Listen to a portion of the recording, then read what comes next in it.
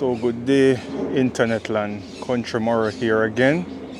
Today will be episode 1 of me, well, not say demolishing my garden, because it's kind of sad going about it, but I'm going to muster the courage to start walking it down and start making one of the bed.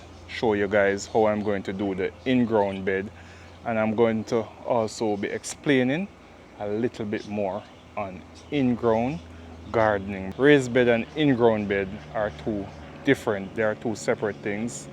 In-ground bed is where you plant for the root system to tap into the soil, into the native soil.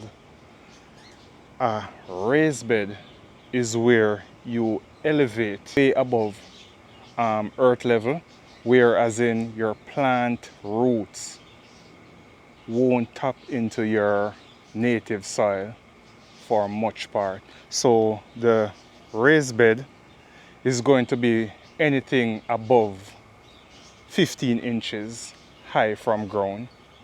Most of our greens and what we're planting, carrots and beets, won't go past 15 or 20 inches. But we're going to do in-ground beds, so I'm not going to hold you guys any longer. Episode 1, let's go.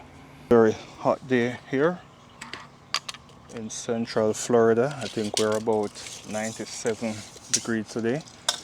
So it's super hot. So I'm going for 7 feet, but you're gonna find me repeating myself in most of these videos because it's a go along. It's like an EDI, explain, demonstrate and imitate system I'm going with. So we have 7 feet here, and all of these I'm just going to cut them 7 feet for uniformity in my beds. Your earth bed, they don't have to be uniform like what I'm doing, but it's a backyard and I want to control it, so I'm going to get it uniform, and I hope you guys try to get yours as uniform as possible also. So let's just get our 7 feet. So I'm just going to be doing one bed today and show you guys how it is done. I'm not going to say simple because this is going to challenge a lot of people, but please come along. So we're going to cut our first 7 feet protection, so let's go now.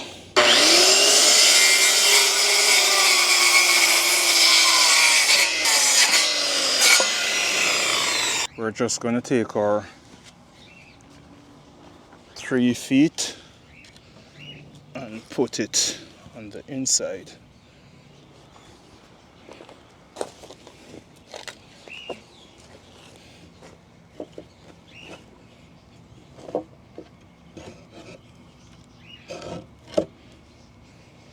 Guys, I don't have any fancy equipment to hold these boards together, so I'm just going to put them and drill. Most of my equipment that I use are for vehicles. When you're doing this, it's best for you to go with pilot holes, but I don't normally use them. I'm just going in like this. If you're not going to be using the pilot hole, tease the screw a bit when screwing, so you don't get a split in the board.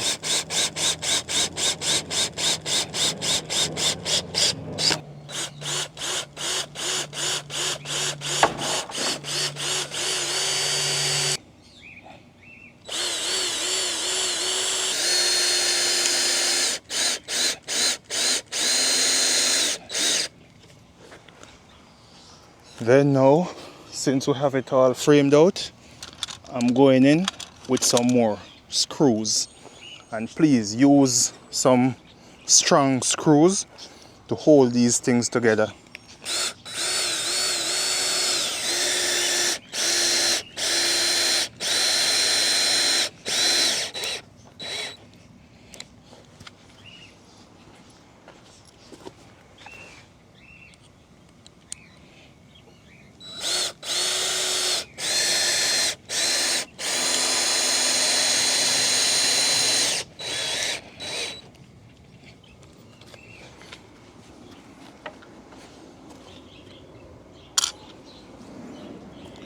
So there you go.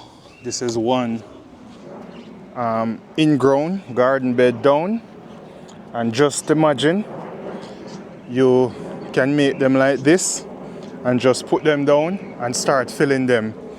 But as we go along, you guys are going to see how I go about filling these beds. But I have to give you a heads up ahead of time, so that I'm not working way ahead of you guys or just leaving you guys behind and having you in doubt or anything like that. So for your beds like this, if you have a backyard, a grassy backyard, you can mow the lawn, put this down, and then you put cardboard on top of that grass too. And you can also put stones down on the cardboard. Don't get me wrong, I'm not telling you to go in and throw down these gravel thing here inside your bed. No, just a few big stones or something to keep the cardboard down so that breeze doesn't blow it away whilst you're waiting to pack it with your compost or whatever you're going to put in, whether it be any of those garden mixes you're going to buy, whatever you're going in with. Just put down some cardboard. That is going to eliminate weed from coming up in your bed. So it's going to suppress the weed, and it is also going to send those seeds, weed seed, down into your seed bank. They will be there storing. However, it is going to take them a longer time to get out. You don't want to put lawn fabric in your in-ground bed, because you're going to be robbing your bed of nutrients from the earth. Because remember, I tell you guys that nutrients is always running, moving through the earth. That is the beauty of in-ground bed. We're going to move on at one point onto our container gardens, but for now we're just looking at in-ground bed, and then I'm going to start cutting down a few plants out of my garden over there, which is going to be hard, but I think once I start cutting the first few plants, I'll just close my eyes and go through and get rid of everything, guys. But we're in this one together. I went ahead and I did 2 in-ground bed just to show you guys something that I mentioned in the video before, this introductory video. This is in-ground bed number 1, and you can make them and you can stock them, just put them somewhere to store until you're ready for them.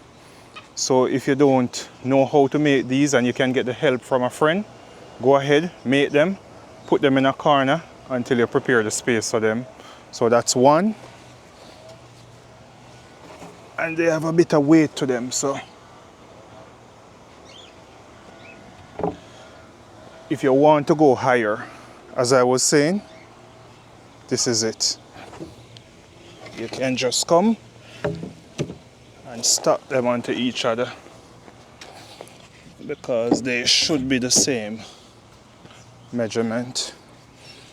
So you're just going to come in and you're just going to stack them on each other like that. Now you have a higher bed, which you don't have to stoop so low, bend so low to get into. But to make this more secure, you can get small pieces of board and use them as straps to nail them or screw them on together to keep your beds together. But this is a good height. This could be, well, this couldn't be considered a raised bed because it is only 8 inches high.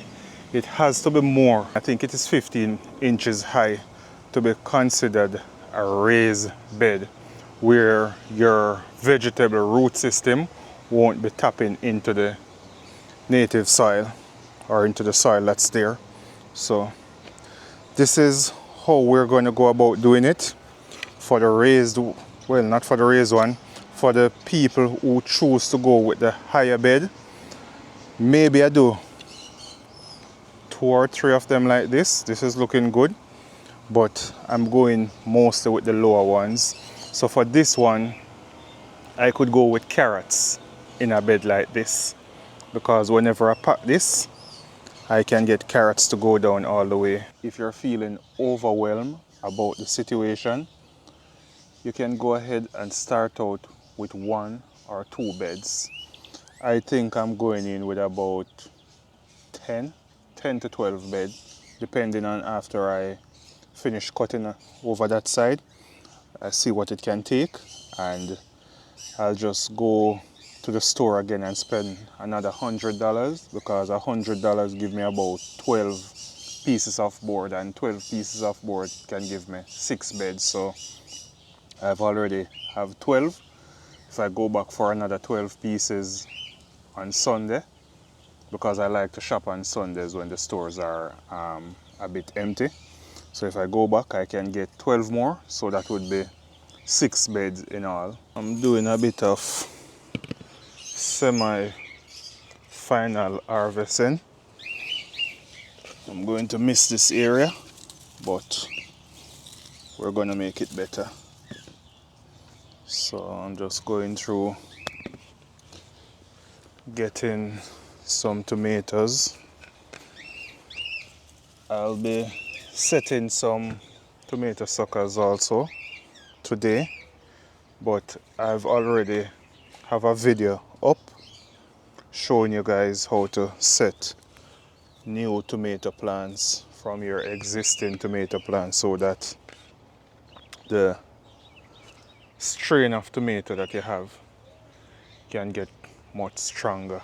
So you guys can go back and watch that video if you have missed it. Something is on this one. You guys can go back and watch that video if you have missed it, but I'm just going to save about 8 or 10 of these tomato plants. So let's go for the big one now. So guys, this is one of my composting bin. I'm gonna put more of this garden scrap in it after I'm finished cutting. If you guys are in a small space like I am, in an urban setting, please don't go for those wooden crate composting pile. They cause a lot of flies, whole lot of smell, and you're just gonna make your neighbors uncomfortable. These are much cheaper. Go get a garbage bin, whether it be 20, 30 or 50 gallon. Just go get a garbage bin, bore some holes in it like what you see I've done here, and compost in your garbage bin. Much cleaner, much healthier for the small homesteader or the urban homesteader. If you have acreage, sure, go ahead and use those crates or open composting pile. But for us, with working with small spaces, please keep it clean, keep it neat. One of my major problems or issues is gonna be amaranth, because all this that you're seeing here, those are all amaranth seed, and they're gonna become a weed again in my garden. Even though we eat amaranth a lot, callaloo, we call it in Jamaica, it's gonna overrun the place again.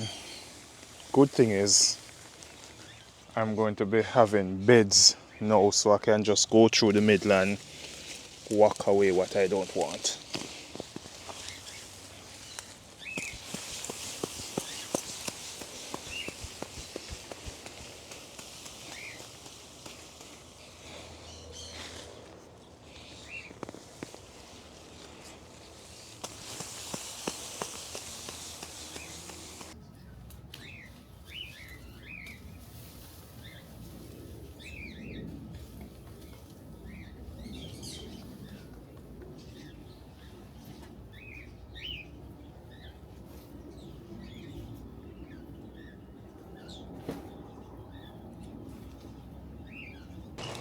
Okay.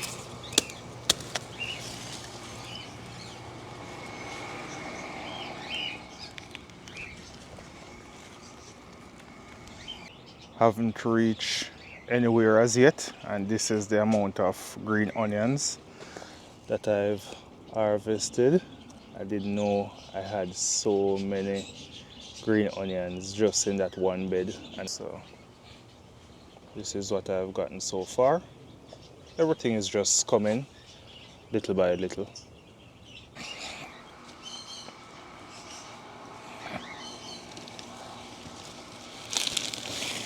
So I've reached the green onion patch. Let me just show you guys something.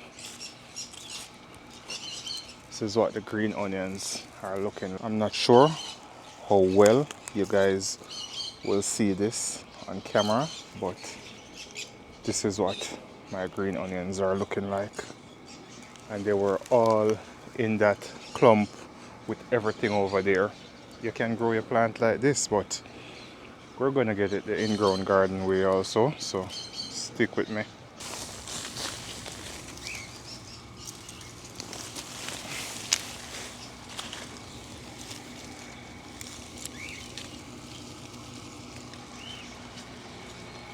Guys, it's coming slowly but surely.